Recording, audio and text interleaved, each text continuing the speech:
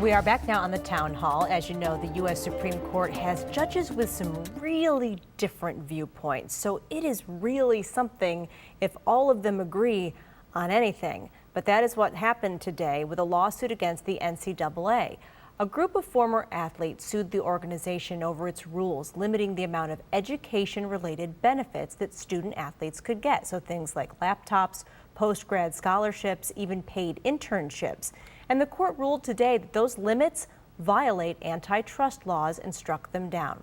We asked Two on Your Side legal analyst Barry Covert for his takeaway from the decision.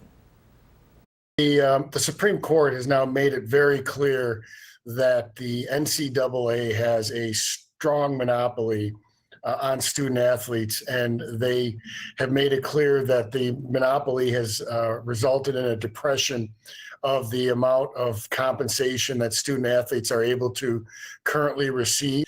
This would seem to be the beginning of the end of the days where they are not properly compensated. And the ruling did not make any changes regarding athletes being paid or being able to get endorsements. But Justice Brett Kavanaugh interestingly noted, quote, the NCAA's business model would be flatly illegal in almost any other industry in America. So we asked Covert, could that be a signal? This is very worrisome if you're the NCAA because, number one, it was a unanimous decision.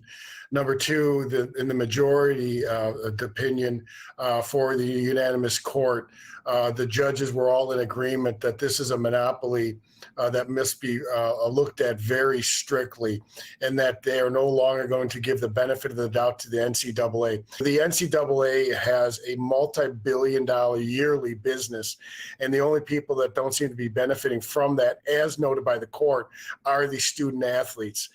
And this decision indicates that that is now going to change. And one caveat to the ruling, conferences can still impose their own limits, but they can't work together on them. So using those rules could give other conferences an advantage. And the NCAA is still asking Congress to add an exemption to antitrust law to let it keep rules like this in place.